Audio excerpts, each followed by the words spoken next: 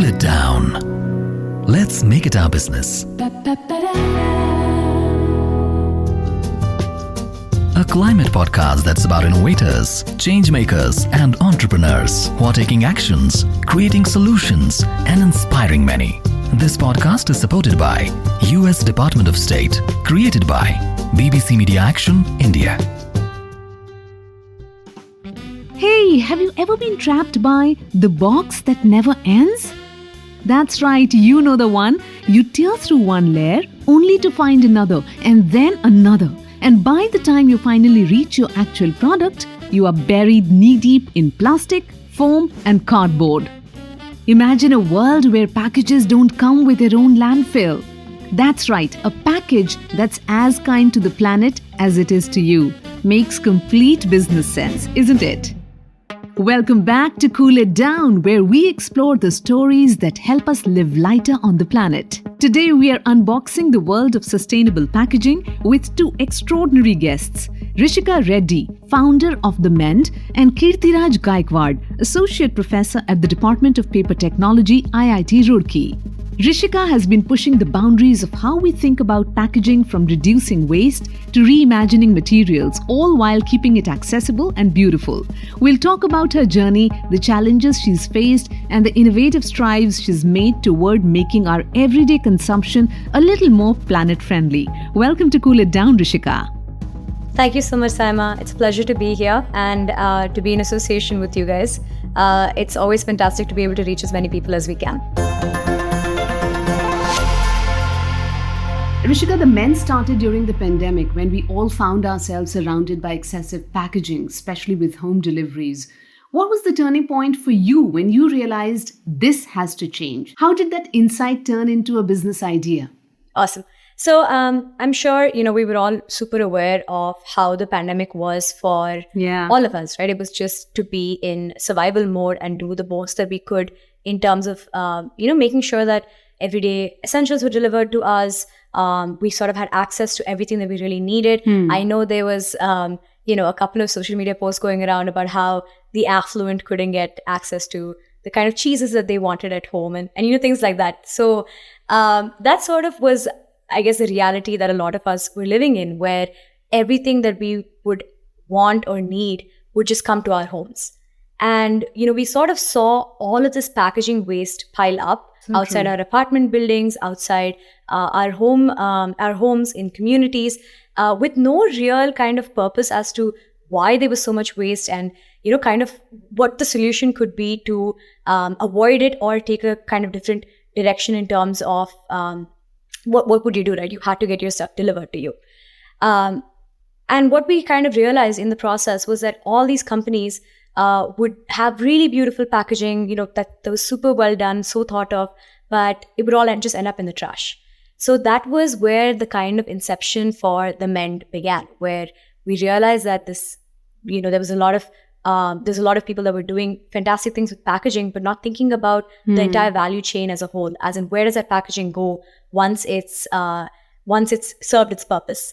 And I personally come from a packaging background where my family has a printing and packaging press. And I remember my dad, always sort of like having these work calls and saying, oh, the quality of paper is super, it's amazing. It sort of has the highest GSM. It has it's made from completely virgin pulp. And that basically means that trees were being cut down to create packaging solutions. Yeah. So it was a sort of like twofold problem, where one part was we noticed that there was a huge emphasis being placed on packaging, but in terms of even the kind of materials that were being used to create packaging, it was just virgin materials, right. And all of this would just be chucked out. That was kind of the conception of The Mend, where we thought of how do we use waste materials to make solutions that would again just go back into waste and kind of create a life cycle of its own. So packaging that comes from waste and then goes back into being a completely made from waste solution. That was the initial inception, and it evolved into something that became also more of a service angle, where we realized that a lot of companies didn't even know where to start, right? They kind of didn't realize the importance of finding a solutions provider such as ourselves that would help them navigate through the entire sort of journey of thinking about waste in a very different way. It's really inspiring to hear how passionate you are about reaching people with this message, Rishika. I can feel that commitment in the way you talk about it. Rishika, starting a business like this must have been a big challenge, especially when people are so used to plastic packaging. How hard was it to change that mindset and get both consumers and businesses to adopt sustainable solutions? Like, what were some of the biggest challenges you faced? I think the single biggest challenge that we would face, actually it's two-part.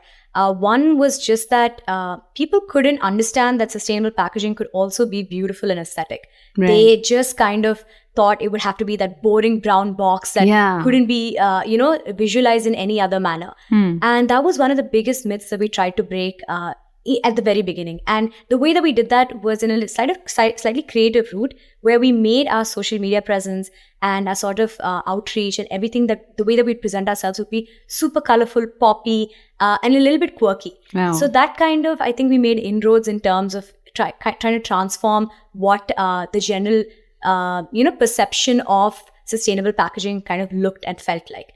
The other part of it was, of course, in terms of durability. A lot of our clients thought sustainable packaging would not be as durable as traditional packaging methods. Yeah. And that's something that, we were able to navigate successfully by working with a lot of people that had a lot of expertise in this field to kind of ensure that we were creating packaging solutions that would mimic the kind of strength and the burst factor that traditional packaging solutions would do. Another challenge just in general, because we were so new in the field, it was fairly young entrepreneurs that were trying to navigate a very traditionally broken, fragmented market, right? Like packaging is something where a lot of people just go into the bazaar and figure out how to get it done and, take a couple of bags with them. And that's about it. Like that's right. The extent of what the current market looked like. So navigating that fragmented market, bringing some level of organization to it, and becoming a service provider, more than anything else for companies that needed somebody to navigate this with them. I think that was one of our biggest challenges, also because we weren't taken too seriously in terms of, being three young women in this space that didn't necessarily come from a personal packaging background, in the sense that a lot of there's the institutes that do packaging, and we didn't come from that background. So just sort of, getting taken seriously in that space was also a huge challenge. You're explaining it with so much of ease, as if, things were smooth, but you are tackling such a huge problem. And I often hear the term circular economy.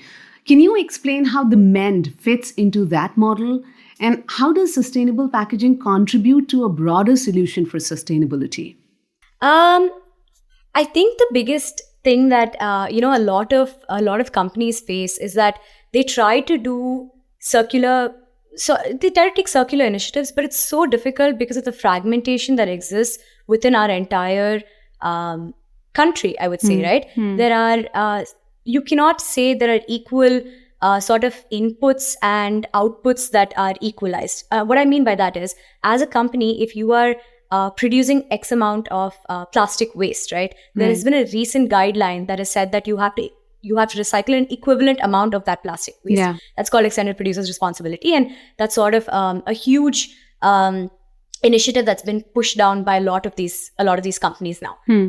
Obviously from the government itself. But what's difficult to kind of navigate is that this is a huge it's very difficult to enforce. Yeah. How are you supposed to understand that, how much is a company actually producing? So say, for example, if I'm the plastic bottle manufacturer, right? And if I'm the plastic bottle manufacturer and I'm, putting out, say, 100 tons of plastic on a monthly basis. And then my client who's using those 100 tons of plastic, who exactly is responsible in this entire sort of, value chain in order to recycle it? Like, who's the onus on? Yeah. And that's a little bit ambiguous and a sticky question. And that's a little difficult for companies as well as the manufacturers to reconcile with. So for us to kind of understand circularity we're on a journey. And, it's because of players such as ourselves where we define that different companies might define circularity in a different manner, whether that's, from cradle to cradle, or whether that's somewhere being broken in between, but we're trying to, piece together a small amount of it to make it as circular as possible. I don't think it's a circle. I think it's like a wave. And then we're trying to like close the loop somewhere along the way. Right. That's how I would probably define, I think, circularity where we currently are. And I think from the men's perspective, what we're trying to do to help companies navigate that is understanding that, okay, maybe at this point of time, we're not able to close the loop, but we want to get there. Yeah. And what are the steps that we need to be able to take at this very moment in order to get there? Rishika, I really want to understand this. You're so motivated in your entire, what should I say, drive, passion. What keeps you going? What keeps you so motivated? Where do you take your inspiration from? Honestly, I think it's because of the kind of clients that we get, right? We have so many clients that come to us and say, hey, what you're doing is super valuable. It was something that we didn't realize we kind of even needed before we found you. And it's also just helping a lot of small businesses, I think. There's so many players that, work with a lot of larger legacy companies. They see a lot of profitability from them. They see a sort of I would say MOQ satisfaction that comes from these larger players. Obviously, packaging at the end of the day is a volumes game. You need to be able to some level, get up to a certain volume to be able to break even and make some profitability out of it, because it's a very marginally costed product. But whenever we're able to help a small business kind of navigate the space successfully, right? That's when I think there's a lot of, and you get that great customer review. I think that's where there's a lot of sort of validation as to what we're doing, that it's important, it's meaningful. And also just kind of, I think, I graduated from university and I came back to Hyderabad, and I realized that there was a lot of gap in how sustainability was being addressed in India. But we are actually ripe for disruption in the space, because we have always been a community that's relied on ourselves in terms of valuing waste, in terms of never letting things go to waste. Whether that's using that old pickle jar that your grandmother, had into something else, or making sure that, any sort of box that you had stored all of your cards and, little knickknacks from your friends and family. We've always been that. So it's just a matter of us going back and touching our roots. And I think that's sort of the underlying ethos and principle that I also operate on. And I think that's sort of proliferated into the culture at the Mend as well, where we're trying to be as cognizant of that and understand that if we go back to our roots, there's a lot of value that we're able to derive. So we're a very self-motivated team, I would say, that understands that we're a very small drop in a greater ocean, but as long as we feel like we're making an impact, it's filling up that entire space. Yeah, I think as far as, our culture goes, we just need to go back to the basics. And as I can hear you, every pat on the back counts. Yes. So we need to keep doing that. Now, the Indian market is growing fast in sustainable packaging, and I'm sure many young people are inspired by your work.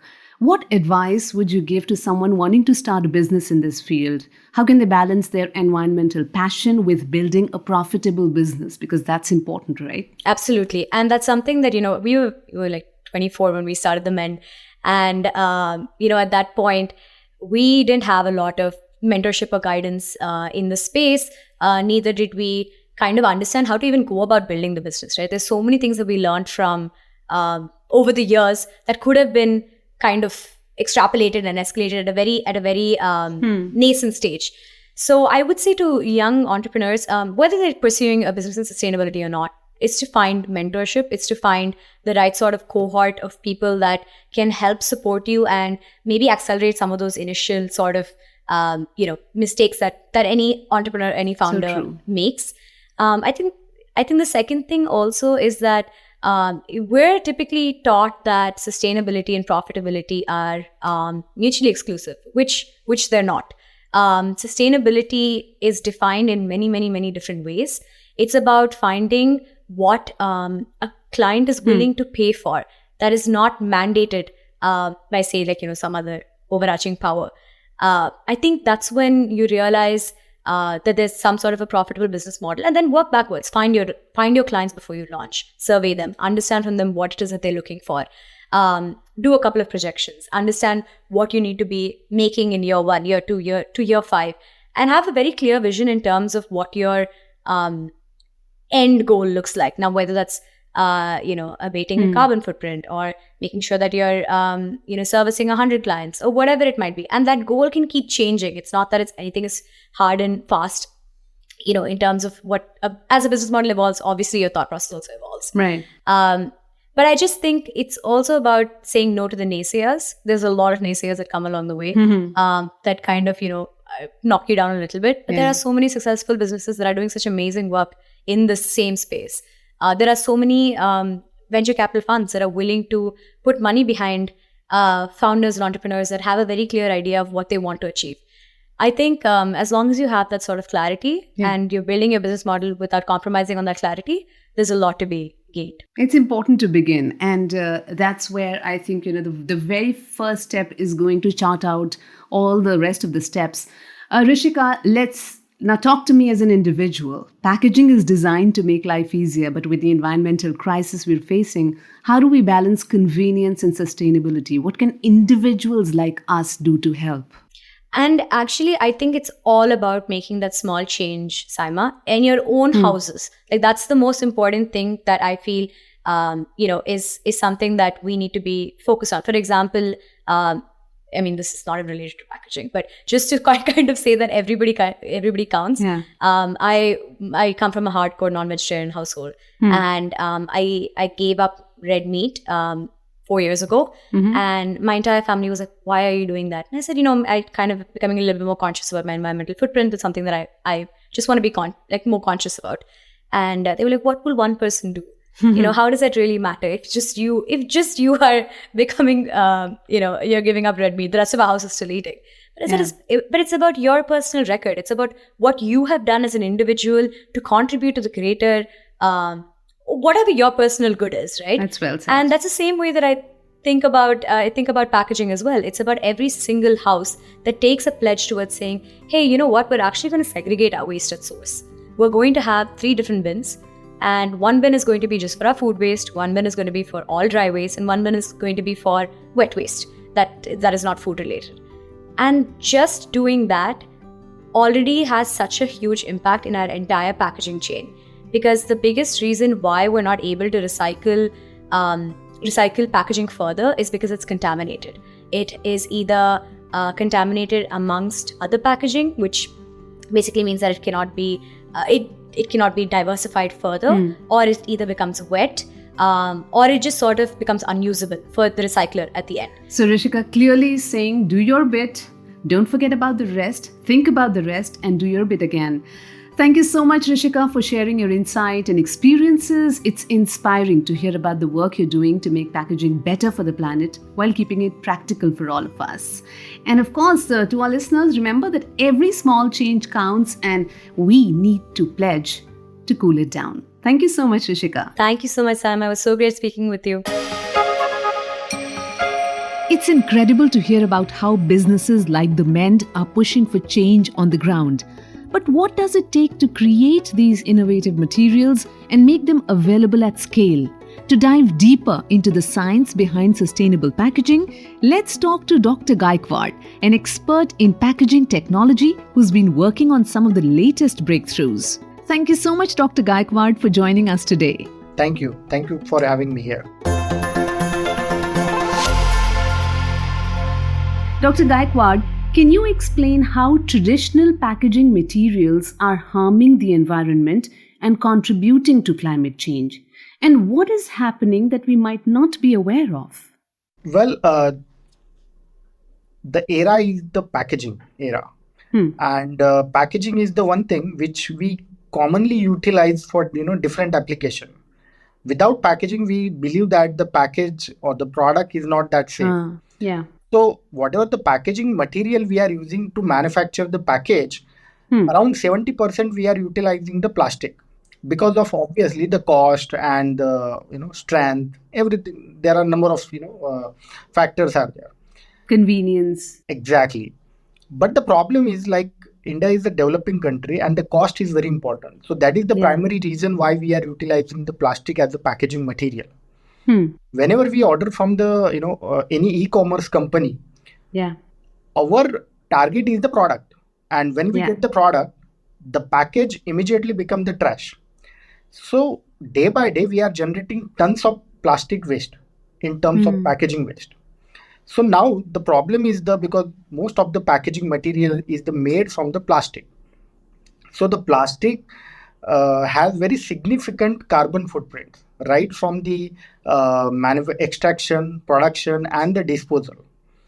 In European countries or in the Northern America, they generally do the landfilling. But in India, we don't have that much land for landfilling. And for example, if we do the landfilling, the quality of the soil and the water quality, that there is a chances of deterioration of such quality. So what are the options we have that we can do is like we do the recycling and we can reuse, such kind of thing we can do. But the problem with the plastic stays for thousands years. And again the issues is like it convert after some time, it convert into the microplastics. So microplastic ultimately goes into ocean or the river and ultimately into the human body. So this is whole scenario, I mean the traditional packaging impacting our human being or the human life, not only human but animal as well. So overall, if we see in the bigger scenario, plastic packaging has the issue, and yes, it is impacting like responsible for global warming as well because of the generating huge amount of waste every day. So this is the primary reason why how it is impacting. That's very well explained, Dr. Gaikwad. You've been working on some exciting innovations to replace plastic, especially for food packaging. Could you share a few breakthroughs that you're most excited about, and what can we expect to see soon? Well, yeah, definitely. By education and by profession, I'm the packaging engineer.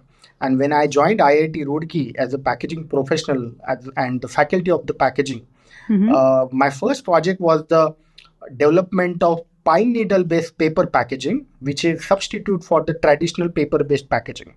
So in this particular project, we utilize the forest waste, which is nothing but the pine needle. And as we all know, the pine needle is the cause of the forest fire. So we try to develop the what we call the pine needle based paper, and we try to utilize that into the packaging material. Then we also utilize the agriculture waste, because you must have heard about the parali burning and smog and these issues, especially in the December, especially in the northern area. So we try to develop some kind of packaging material which is of course cost effective and affordable. So that was about one thing. And another thing is like I also developed the cactus based biopolymers, which is commonly utilized for the carry bags, because the carry bag is the biggest issue in especially when we talk about the Indian scenario. So we developed different kind of plastic, especially the carry bags from the cactus, because cactus is nobody used. Then you must have known that government of India banned single-use plastic. And in that single-use plastic, the straws, which is we commonly use in the beverages, that is also got banned. So ultimately, industry thought that paper-based straw is very effective. But I would like to say that paper straws are very harmful, because ultimately, whatever the strengthening agents or the chemicals we utilize in the manufacturing of the straw, that ultimately goes into your beverage, and which is very carcinogenic in the nature. So we thought, why not development of edible cups or the edible rice straw or the edible straw. One of my PhD student, she's extensively working on these edible straws. We also developed some kind of edible cups, because the paper cups and all these are again very harmful for the human being, because migration of the microplastics. So when we you're saying utilize- edible, you're saying, Dr. Gaikwad, that I can use that straw to sip on any beverage and then eat it?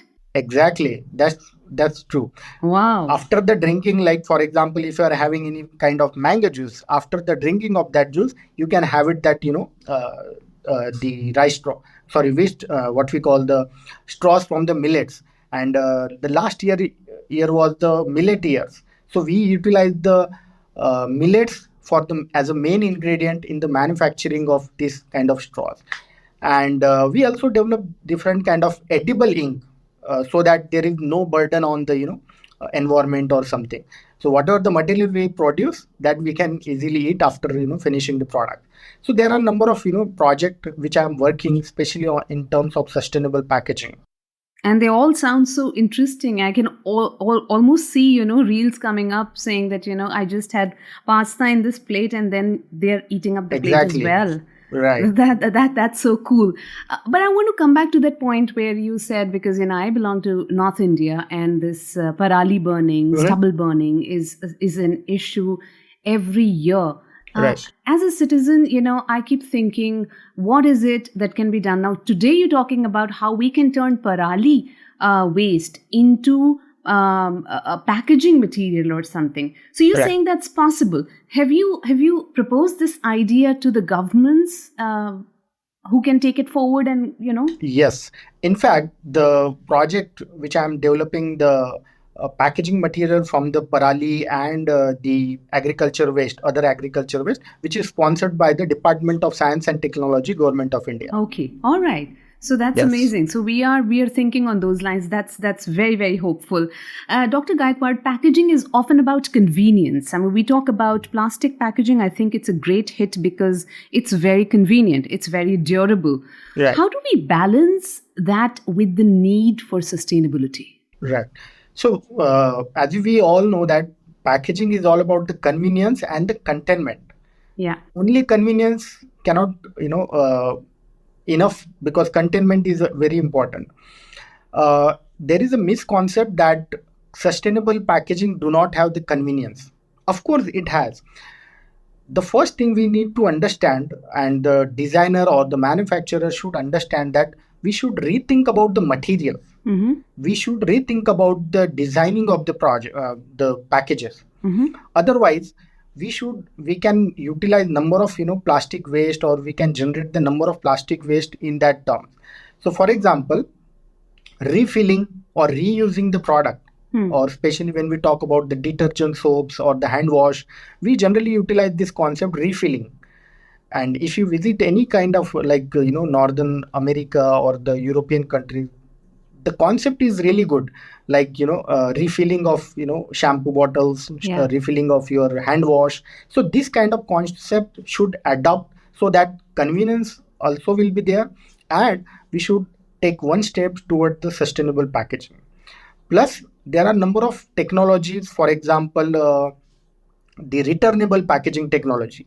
Like one very popular beverage company has very strong supply chain and the returnable packaging concept. Whenever we drink their particular product, after that we put the glass bottle in particular carrot or the tray, and then after particular time of after the certain period, they will bring back to their company. So this kind of returnable packaging will be definitely helpful towards the sustainable packaging. Then there is one more concept, is the, like as I mentioned in my first opening statement, that edible packaging. Edible packaging will definitely play a significant role, because redesigning of material and rethinking about the sustainability is the one way we can approach for the particularly in the edible packaging. Right. Dr. Gaikwad, I want to come back to the refill point that you were making. And it just takes me back to my childhood days, when the concept of purchasing a pen, a ball pen, would come with refills. And then the companies, they started manufacturing such cheap pens that we stopped buying the refills, and we started purchasing the new pens. So it takes me to a question, but I want you to talk about how important is it for businesses to adapt to sustainable packaging, and what are some challenges they might face in making that switch? Definitely, there will be the challenges. For example, nowadays, the example from is was really, very interesting. And nowadays, I don't think anyone can buy like, refills or that Yeah, whatever the exactly. thing. We directly buy, get this pen and some other stuff. So definitely, this is challenging, but the awareness in the consumer is Yeah. very important. And I believe that government should also, make some guideline, so that like single use plastic, so that company has to adapt, or they should get some kind of credits or sustainable or the green points. So such kind of guideline from the government, if it's kind of there, so definitely this will be helpful. And the awareness between the consumer, that will play very important role. Dr. Gaikwad, you have spoken about awareness. I want you to talk to individuals. I want you to talk to individuals like me. Of course, the onus of being aware is on me. But apart from that, what actions can I take as an individual to reduce the environmental impact of packaging? Okay, so as a consumer, you should first need to understand the importance of sustainable packaging and the environment. Yeah. Without that, you cannot apply your thoughts in that direction. So first is like you have to pay extra pennies for sustainable packaging, because biodegradable polymers or the bio packaging is a little bit costlier, because that is not traditionally we are making. It is in the process. So, for example, like if we go into the one of the shop, so we have to pay like 15 rupees for one paper-based pack. In that case, yes, you can pay. If you're ordering something pizza, so you are ready to pay like 700 rupees. Yeah. But when we talk about small product, we are not ready to pay even like 5 rupees. That's right. So that mentality we should change. Yeah. Why we think about only premium category product? If we are buying some kind of soap or something, in that case also we need to think about. So it's all about the consumer, how consumer can think. And if you are well aware about the sustainable packaging, importance of the sustainable packaging, you should check the logos, the green packaging logo, eco-friendly logo, how to recycle. So all these factors are very important. So we need to very intentionally tread ahead with a very conscious decision that whatever we're doing in our own limited means, we need to create that impact. As someone at the forefront of sustainable packaging research, where do you see the biggest opportunities for innovation in the next decade? Which areas could make the most difference? You have some budding entrepreneurs who are tuned in, who are listening to you right now. They have the passion, they want to invest. What are the areas they can actually go in? Right. So basically, when we talk about such kind of sustainable packaging for India is a not new thing. When I go to my childhood era, like in 90s, so very popular biscuit company, they used to pack biscuit in the paper-based packaging. Yeah. But somehow they replaced the paper as a plastic packaging, and now again we are thinking to go on to the paper. Yeah. And how paper is good, and how plastic is enemy or the bad thing. So when I see like next coming 10 years, I can see the very huge growth and demand for the sustainable packaging, especially when we talk about 3 areas, that is biodegradable or the biopolymer, smart packaging, and the circular packaging system. Right. Especially when I say the biodegradable polymers, that will be from the plant-based or the natural sources, or from the extraction from such kind of like agriculture waste. The problem is in this biodegradable or the biopolymer is they don't have good strength like conventional plastic. But that is what as a researcher my job is, to get the good properties out of the plant-based plastic. So this will be the one. Secondly, the smart packaging. The food loss is the biggest issue. That's right. In India, especially India and other developing country as well. So in that case, we need to understand how to secure and how to make food safer. So in that case, smart packaging will play definitely important role, especially when I say the smart packaging. So indicators, quality indicators, quality. For example, the if you are going to pack the milk, so quality of the milk or the quality of, for example, different kind of food products, that is very important. So that will be the game changing, because everyone wants healthy and nutritional food product. That's right. And the culture is like takeaway culture. So the demand for such kind of smart packaging will be game changing in the future. Then the circular packaging system. Especially, I believe that we should adopt 3 R's: reuse, reduce, and the recycle. Reuse, reduce, and Reduce recycle. and the recycle. Okay. Yes. We should all follow this concept. For example, reuse. If the problem is, Saima, is like in India, nowadays, everything is getting packed in the pouches Yeah. or, for example, in the sachet. Initially, we used to have ghee in the rigid packaging, Yeah. the metal-based packaging. Yeah. But now it is packed in the polyethylene or that flexible packaging. So we have to understand that rigid packaging, which is the jar or some kind of dabbas, that is very important, and so that we can reutilize or reuse in the kitchen for different purpose. That's right. I remember when I used to get ghee from the market, and the package was made from the plastic based or the metal based. My mom used to use for different application after finishing that product. Yeah, all So we those dabbas understand- would become dal ka dabbas and chini Yes, ka dabbas that's and very all true. of that. But unfortunately, after the sachet concept or the pouches concept, we cannot reuse that product. Yeah. So that is the biggest waste generating. Second is reduce.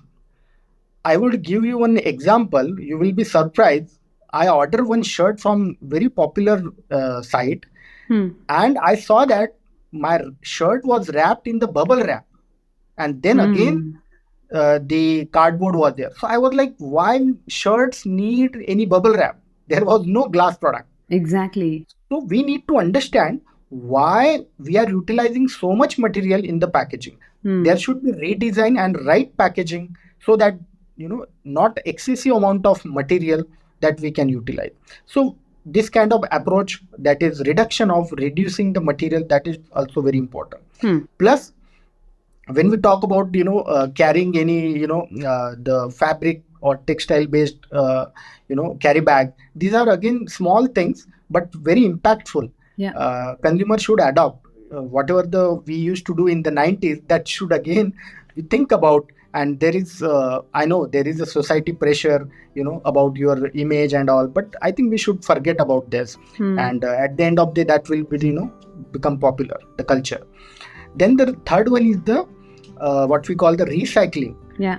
Unfortunately, recycling is the biggest issue in India. Some part of, like in Mumbai, Dharavi is the biggest hub for the recycling. Wow. Unfortunately, that kind of environment should be in every city. That's So right. that whatever the packaging material we are utilizing, that will be easily recyclable, and we can again use that material with the similar to the linear system.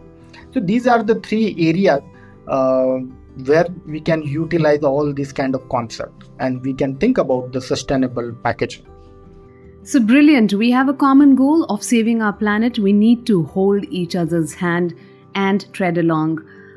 It's been incredible to hear about the advances being made and how we can all play a part in creating a more sustainable future. I'm definitely waiting for the edible packaging to come in so that I can also eat the plate with the pasta. Sure. And to everyone listening it, let's remember that every choice we make can have an impact, from supporting businesses using sustainable packaging to reducing our own waste. Let's keep making those small changes to cool it down.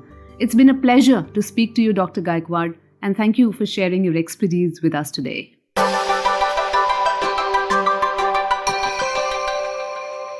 Think out of the box when it comes to packaging.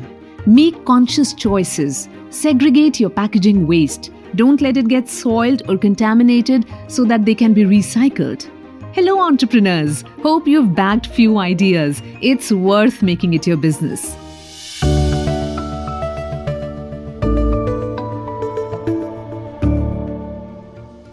So that's it from me, Saima. We have come to an end of yet another amazing episode. The world needs a lot more ideas, a lot more guidance. That's exactly what's coming your way in our next episodes of Cool It Down. Stick around. Cool it down. Let's make it our business. Ba-ba-ba-da.